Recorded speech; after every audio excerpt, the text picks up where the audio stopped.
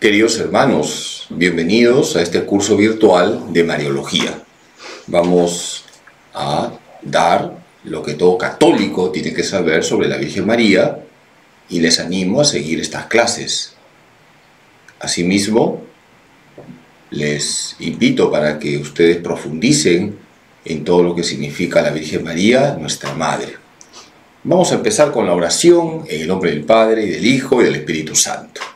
Nos ponemos en la presencia de Dios, acudimos a nuestra Madre, a ella le decimos: Dios te salve María, llena eres de gracia, el Señor es contigo, bendita tú eres entre todas las mujeres, y bendito es el fruto de tu vientre, Jesús.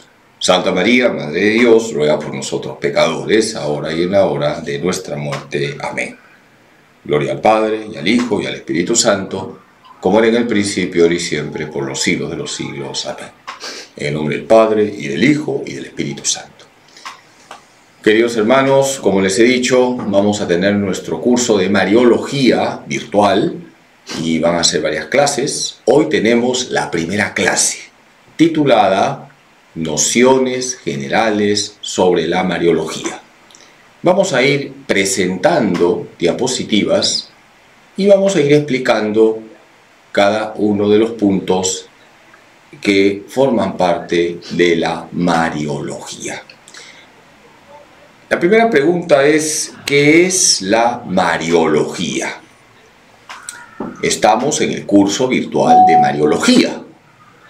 ¿Qué es la Mariología? Es el estudio a la luz de la fe del ser y la misión de María. Por lo tanto, es un tratado teológico, forma parte de la teología. Estamos en un curso de teología. Y la teología implica estudiar una serie de realidades a la luz de la fe. En el caso concreto de la Mariología, vamos a estudiar a la luz de la fe el ser y la misión de María. Vamos con la segunda pregunta. ¿Cuál es el ser de María? Es decir, ¿quién es María? Para responder esta pregunta, ¿cuál es el ser de María?, tenemos que explicar los 4 dogmas marianos. María es Madre de Dios, María es la Inmaculada Concepción, María es siempre virgen, y María fue asunta al cielo en cuerpo y alma. Por lo tanto, vamos a dedicarnos también unas clases a estudiar los 4 dogmas marianos. ¿Cuál es el ser de María? Es decir, ¿quién es María? María es la Madre de Dios, la Inmaculada Concepción, ella es siempre virgen y fue asunta al cielo en cuerpo y alma. Tercera pregunta: ¿cuál es la misión de María? Es decir, ¿qué hace María? Si yo les pregunto cuál es la misión de Jesús, estoy seguro que ustedes me van a contestar: la misión de Jesús es ser el Salvador. Jesús es el único Salvador del mundo. ¿Y cuál es la misión de María? Es una misión maternal. María cumple su misión de madre, primero con Jesús, pero también con la Iglesia y con cada uno de nosotros, que somos sus hijos. María, Madre de Jesús, Madre de la Iglesia, Madre de los cristianos. La misión de María, repito, es una misión maternal. Y la intercesión de María ante Jesús es la intercesión propia de ser madre. Como vamos a ver en este curso, María es la primera que nos lleva a Jesús. El único que salva es Jesucristo. Y María es la primera que nos lleva a Jesús. ¿Cuál es la misión de María? Es una misión maternal. Vamos ahora a preguntarnos cuáles son las fuentes de la Mariología. Es decir, ¿a dónde debemos acudir para estudiar a la Virgen? Estamos en un curso de teología. Y la teología implica ir a unas fuentes: la Sagrada Escritura, la tradición de la Iglesia y el magisterio. Esto es muy importante tenerlo en cuenta. Nosotros tenemos que acudir a la Escritura, es decir, a la Biblia, leída en la tradición de la Iglesia, y al mismo tiempo escuchar el magisterio de la Iglesia. La Sagrada Escritura o Biblia es la palabra de Dios puesta por escrito bajo la inspiración del Espíritu Santo. La tradición de la Iglesia es la palabra de Dios transmitida en la vida de la Iglesia. Y el magisterio explica la palabra de Dios a través de concilios o a través de enseñanzas de los papas. Es importante, por eso, conocer los documentos donde se plasma el magisterio de la Iglesia. Repito, porque esto es muy importante.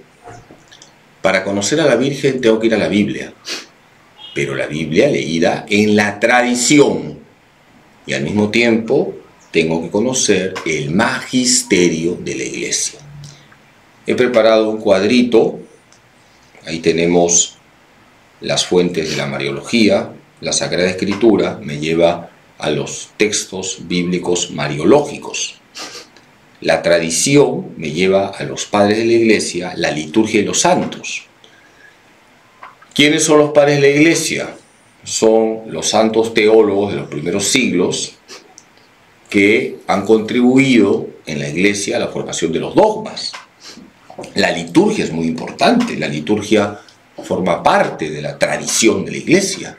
Los santos expresan lo que vive la Iglesia. Por eso, cuando hablamos de la tradición de la Iglesia, tenemos que recurrir a los padres de la Iglesia, a la liturgia y a los santos. Y el magisterio nos lleva a las enseñanzas dogmáticas de la Iglesia. Por tanto, queridos hermanos, para hacer una teología católica, para hacer una mariología como tiene que ser hecha a la luz de la fe católica, necesitamos de la Biblia, de la tradición y del magisterio. Vamos a profundizar sobre lo que es la Escritura, la tradición y el magisterio como fuentes de la mariología. ¿Qué textos bíblicos son importantes para la mariología? En el Antiguo Testamento hay textos que anuncian a la Virgen, Génesis 3:15 e Isaías 7:14. En el Nuevo Testamento son muy importantes los evangelios de la infancia del Señor. ¿Cuáles son los evangelios de la infancia del Señor? Los 2 primeros capítulos de Mateo y los 2 primeros capítulos de Lucas. Sobre todo el evangelio según San Lucas se le llama el evangelio de María. Repito, los 2 primeros capítulos de Mateo y de Lucas son muy importantes para conocer a la Virgen María. También tenemos en Juan 2 textos fundamentales. Juan 2, 1 al 11, que es el pasaje de la boda de Caná. Ustedes saben que Jesús hizo su primer milagro en el contexto de una boda. ¿Y quién interviene para que Jesús haga ese milagro? La Virgen María. Ahí aparece ella como la primera intercesora ante Jesús. Y tenemos también Juan 19, 25 al 27, donde María aparece al pie de la cruz y Jesús le dice a María: he ahí a tu hijo, y luego le dice al discípulo amado: he ahí a tu madre. Este texto es muy importante también. En San Pablo es importante Gálatas 4 al 5. Cuando llegó la plenitud de los tiempos, envió Dios a su Hijo, nacido de mujer, nacido bajo la ley, para rescatar a los que estaban bajo la ley. Esa mujer que aparece ahí en Gálatas 4 al 5 es María. Aparece como la madre del Salvador, aquel que viene a salvarnos. Y Apocalipsis 12 también es muy importante porque es un pasaje que nos habla de la glorificación de María En Apocalipsis 12:1 se presenta a la Virgen como la mujer vestida de sol, con la luna bajo sus pies y una corona de 12 estrellas en su cabeza. Entonces veamos este cuadrito que les he preparado. Tenemos en el Antiguo Testamento los anuncios de María.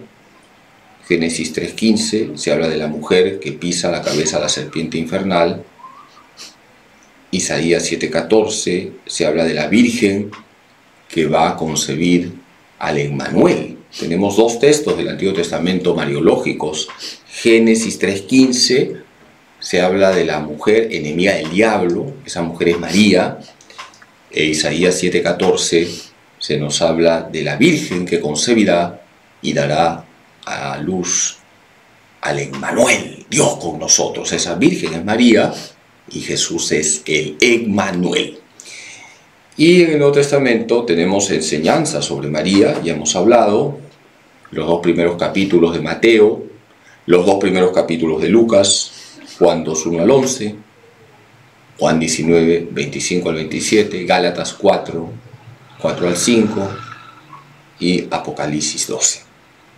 Esos textos son muy importantes para la mariología. Tenemos que acudir en primer lugar a la Biblia. La Biblia es el alma de la teología.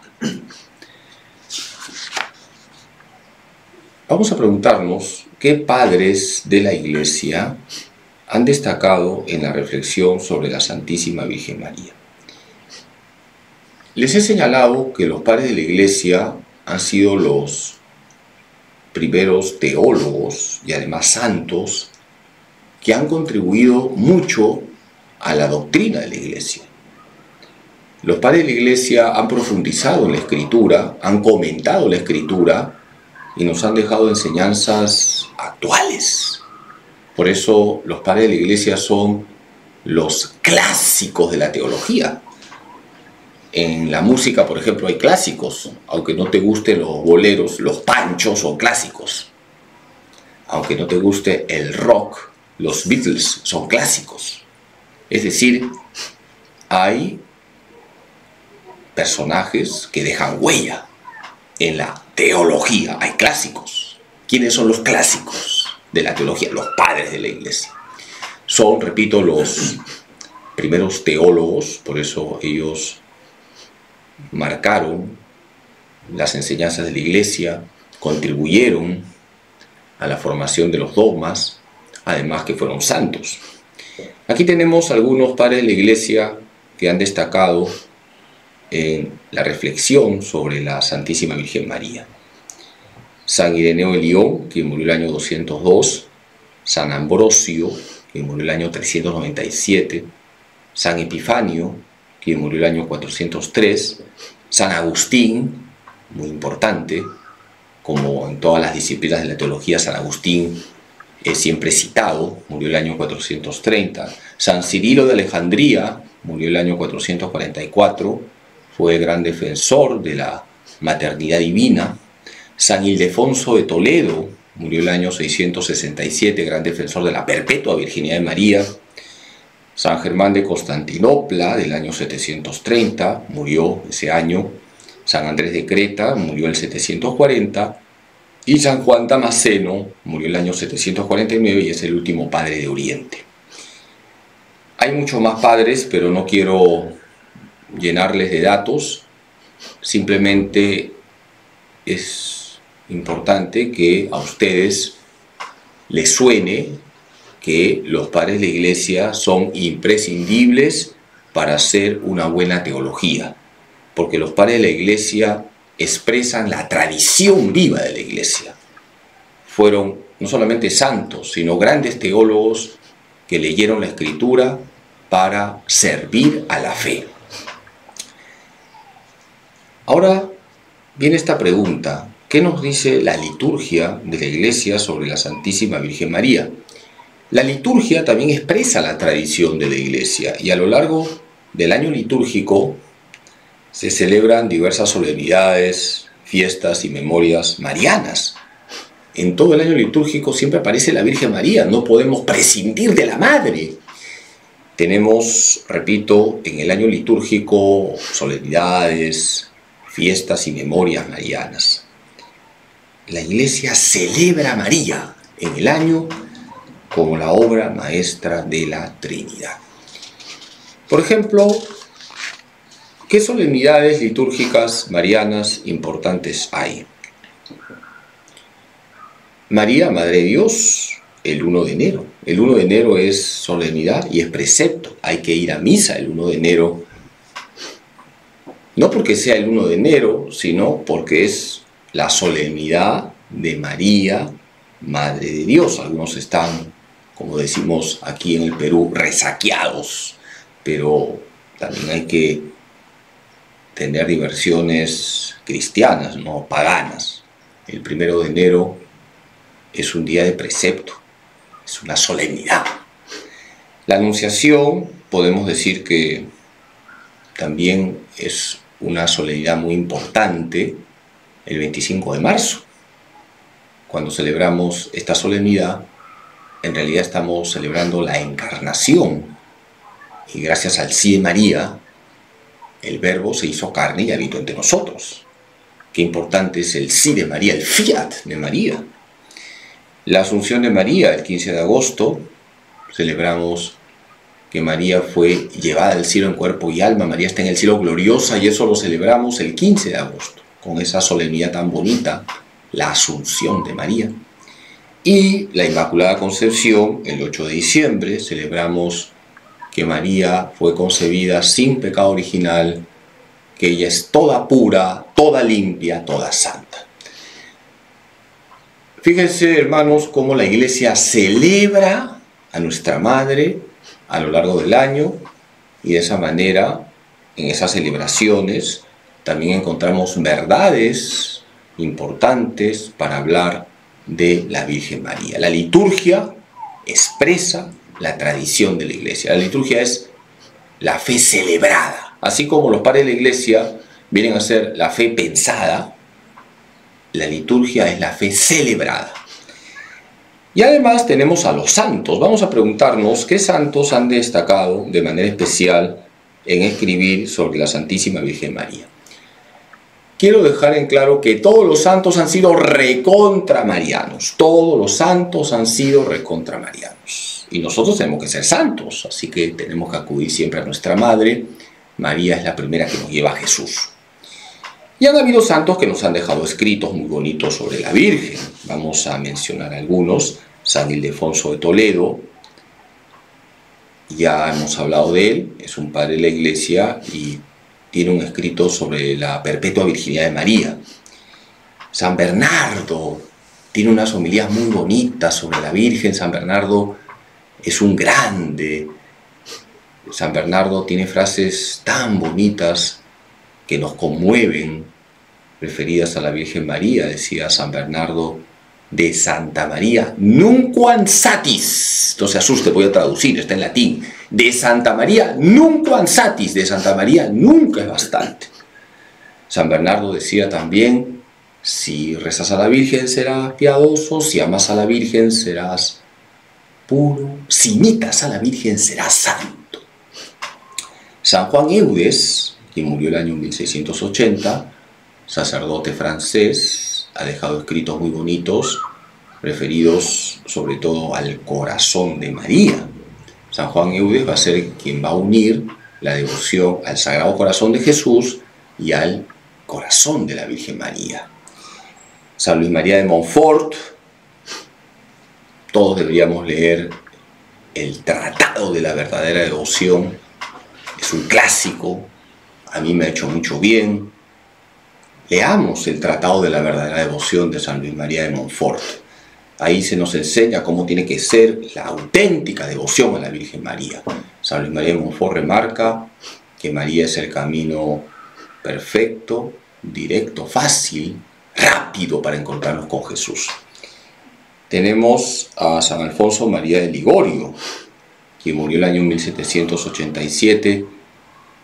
Otro clásico es Las Glorias de María, un libro muy bonito con un lenguaje muy sencillo, con anécdotas, cuentos. San Alfonso María Ligorio remarca la importancia de amar mucho a nuestra Madre. Santa Faustina Kowalska nos ha dejado en el diario varios números referidos a la Virgen. Santa Faustina Kowalska, como ha pasado en la vida de todos los santos, se refugió en el corazón de María y ahí experimentó también la misericordia de Dios, porque la Virgen es conducto de misericordia. Ella es madre de misericordia. Ella es misericordiosa y eso lo tuvo presente siempre Santa Faustina Kowalska. Y por supuesto tenemos que mencionar a San Juan Pablo II. Nos ha dejado documentos preciosos sobre la Virgen María. Todos sabemos el lema episcopal de San Juan Pablo II. ¿Cuál fue el lema episcopal de San Juan Pablo II? Totus tus, soy todo tuyo. Es una expresión referida a la Virgen, es decir, María, soy todo tuyo y todo lo mío es tuyo. Vamos ahora a lo que significa el magisterio. Hemos dicho, recordemos, para hacer Mariología necesitamos de la Biblia, necesitamos de la tradición. En la tradición tenemos a los padres, la liturgia y los santos, pero también necesitamos del magisterio, de la enseñanza de la Iglesia. Y eso me lleva a concilios y a documentos de los papas. ¿Qué concilios son importantes para el estudio de María? Tenemos el concilio de Éfeso del año 431, donde se definió el dogma de María, Madre de Dios. Tenemos el concilio segundo de Constantinopla del año 553 y el concilio cuarto de Letrán del año 1215, donde se definió dogmáticamente la perpetua virginidad de María. Y también tenemos el Concilio Vaticano II. Hay un documento que se llama Lumen Gentium, repito, Lumen Gentium, y en el capítulo 8 se habla de la Virgen María y su relación con Cristo y la Iglesia. Entonces, hay concilios en la historia de la Iglesia que nos han hablado de la Virgen María. Concilio de Éfeso, año 431, el Concilio segundo de Constantinopla del año 553, el Concilio cuarto de Letrán del año 1215 y el Concilio Vaticano II, que fue del año 1962 al año 1965. Pero también han habido papas que han intervenido con dogmas. Por eso vamos a preguntarnos qué documentos pontificios son importantes para conocer los dogmas de María. Tenemos dos papas. El Papa Pío IX, así se dice por si acaso, no es el bizcocho, Pío IX, el año 1854, con la bula Ineffabilis Deus, definió el dogma de la Inmaculada Concepción. Y el Papa Pío XII, el año 1950, con la Constitución Apostólica Munificentissimus Deus, definió el dogma de la Asunción de María al cielo, cuerpo y alma. Repito, tenemos dos papas que han definido dos dogmas marianos. Pío IX, el año 1854, definió el dogma de la Inmaculada Concepción mediante la bula Ineffabilis Deus. Pío XII, el año 1950, mediante la Constitución Apostólica Munificentissimus Deus, definió el dogma de la Asunción de María al cielo, cuerpo y alma. Pero aparte hay otros documentos que convendría mencionar. No es necesario que ustedes aprendan de memoria los títulos, pero es bueno que les suene estos documentos. Incluso pueden animarse a leer estos documentos pontificios. Vamos a preguntarnos qué otros documentos pontificios son importantes para conocer a María. Tenemos la encíclica Aeceli Regina de Pío XII del año 1954. En esa encíclica se habla de la realeza de María. María es reina, nuestra reina. La encíclica Mense Mayo de Pablo VI del año 1965 habla de la importancia del mes de mayo. El mes de mayo es importante no porque sea mi cumpleaños, sino porque es el mes de María. Lean Mense Mayo, cómo vivir el mes de mayo. Tenemos la exhortación apostólica Signum Magnum de Pablo VI del año 1967. Ahí se habla de la Virgen como ese gran signo que tenemos. María es el gran signo que Dios nos ha dejado y tenemos que ser muy marianos. Tenemos la exhortación apostólica Marialis Cultus de Pablo VI del año 1974. Un documento muy importante, repito, Marialis Cultus. Habla sobre el culto a María. El culto a María, nos dijo San Pablo VI, es un culto trinitario, cristocéntrico, bíblico. Es un culto que no es opcional, es obligatorio para un católico buscar a la Virgen María. Eso lo dice San Pablo VI en la exhortación apostólica Marialis Cultus. La devoción a María no es algo secundario, es algo esencial, porque María es nuestra madre.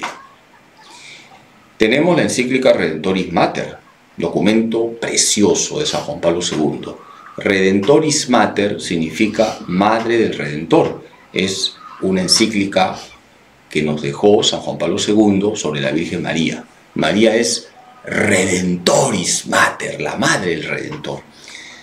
Y tenemos un documento también muy bonito, la carta apostólica Rosarium Virginis Mariae de San Juan Pablo II del año 2002, donde San Juan Pablo II nos habla de la importancia del rosario y ahí San Juan Pablo II nos regaló los 5 misterios luminosos. Ahí en ese documento explica por qué ha insertado los misterios luminosos. Como se dan cuenta, tenemos varios documentos, hay que formarnos, católico ignorante, seguro protestante. Tenemos que formarnos. Vamos a preguntarnos qué relación tiene la Mariología con las otras disciplinas de la teología. La teología tiene diversas disciplinas. Tenemos el estudio de la Trinidad, la cristología, la eclesiología, la antropología teológica, la escatología y otras disciplinas. Veamos la relación de la Mariología con esas disciplinas, sobre todo las más importantes.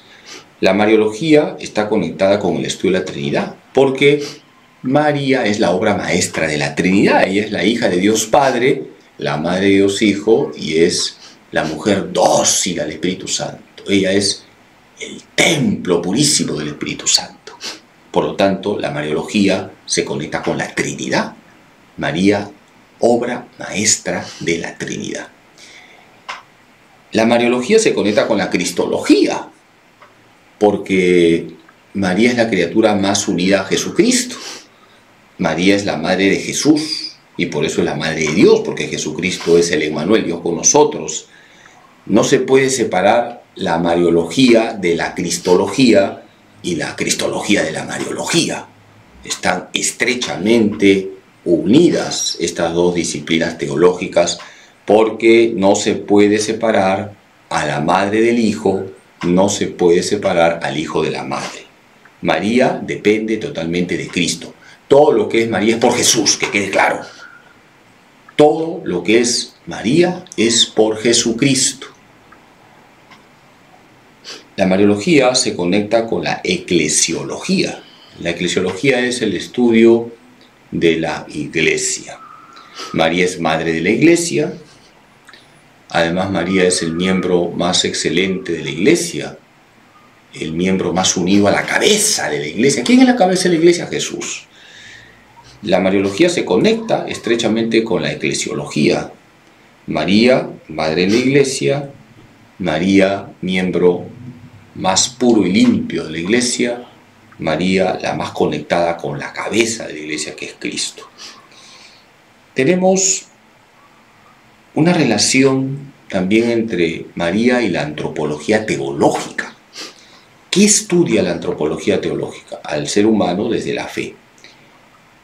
¿Quién es la criatura más santa, la criatura más unida a Dios, la criatura que nos enseña a decirle siempre sí a Dios? La Virgen María.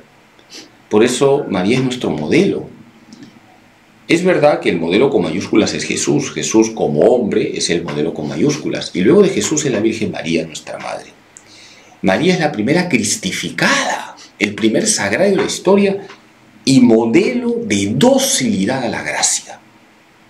En la Virgen todo fue un sí a Dios. Y la Virgen nos enseña a usar bien nuestra libertad. La libertad está para decirle sí a Dios. Y tenemos una relación estrecha entre la mariología y la escatología. ¿Por qué? La escatología estudia lo definitivo, la vida eterna. María está en el cielo gloriosa, en cuerpo y alma. María ya no está esperando la resurrección, María ya tiene su cuerpo glorioso. María es la mujer escatológica. En María todo ya está glorificado y nosotros aspiramos a participar de la gloria de Cristo resucitado. Esa gloria de la cual ya participa la Virgen María, la mujer escatológica. ¿Por qué María es la mujer escatológica? Porque ella ya está totalmente glorificada con todo su ser. Vamos a hacer la síntesis, luego de cada clase vamos a hacer una pequeña síntesis y no se van a librar de la tarea, vamos a dejar tarea. Yo les animo para que repasen esta clase y fijen ideas, cojan cuaderno y remarquen las ideas más saltantes. La síntesis de esta clase viene a ser que la mariología es el estudio a la luz de la palabra de Dios del ser y la misión de María. A la luz de la palabra de Dios, a la luz de la fe, vamos a estudiar el ser y la misión de María. Y necesitamos como fuentes la Sagrada Escritura, la tradición y el magisterio. Necesitamos acudir a la Biblia, a la tradición. Dentro de la tradición tenemos los padres de la Iglesia, la liturgia y los santos. Y necesitamos acudir al magisterio. El magisterio implica, por ejemplo, conocer los concilios, los documentos pontificios. Ahora, ya para terminar, dejamos la tarea. Les animo a que abran su catecismo y lean el número 487 del catecismo. Léanlo y medítenlo, medítenlo. No se trata solo de leer, medítenlo. Catecismo de la Iglesia Católica número 487. Queridos hermanos, hemos terminado la primera clase. Vamos a tener la segunda clase. Estudiamos a María, Madre de Dios. Van a ser varias clases. Las clases quedan grabadas en el Facebook de la parroquia y también en el YouTube. Anímense a conocer a la Virgen, porque si la conocemos mejor, la vamos a amar más. Ella es nuestra Madre. Que Dios Todopoderoso les bendiga en nombre del Padre, del Hijo y del Espíritu Santo. Bendiciones para todos.